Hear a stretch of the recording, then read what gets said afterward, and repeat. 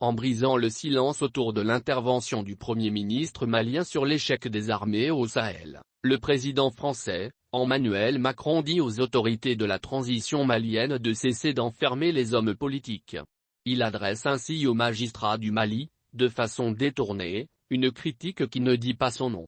Cet état de fait est assimilable à une immixtion du président du pays de liberté, égalité, fraternité dans les affaires judiciaires du Mali. En répondant avec virulence aux accusations de Kshogel sur la lutte contre le terrorisme, Emmanuel Macron a touché les magistrats maliens, histoire de mettre en cause l'indépendance de la justice.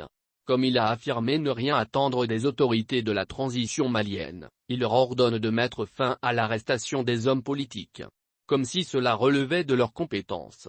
Il l'a fait savoir, le nerf à fleur de peau. Une colère qui prend sa source non seulement dans le contrat militaire du Mali avec la société russe, Wagner, et s'intensifie aussi avec l'intervention de Kshogel à la tribune de l'Organisation des Nations Unies, ONU. Le chef du gouvernement malien avait parlé d'abandon du Mali en plein vol par la France dans le cadre de la lutte contre le terrorisme. Macron était joyeux dans sa discussion avec certains participants de la saison Africa 2020 dans la cour de l'Élysée. Mais cela n'a été que d'une courte durée. Quand le sujet portant sur l'intervention de Kshogel à l'ONU a été évoqué, l'actuel locataire de l'Élysée a changé de ton. Maintenant courroucé, il a lancé ses premiers mots: « J'ai été choqué, ces propos sont inacceptables, c'est une honte ». Par la suite, très remonté, il s'en prendra à Kshogel, le traitant d'enfant de 2 coups d'État avant d'ajouter que la légitimité du gouvernement malien est pratiquement nulle. Par ailleurs, sur un ton tout à fait paternaliste, il tente d'ancrer la leçon de démocratie dans les esprits des dirigeants de la transition.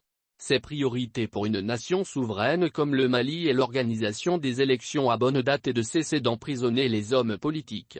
Là, on comprend aisément qu'Emmanuel Macron est toujours dans la dynamique d'une mainmise sur le Mali et la condescendance.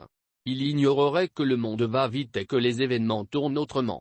Il ne semble pas comprendre que des dirigeants actuels africains, les esprits ne sont plus faibles comme ils le pensent.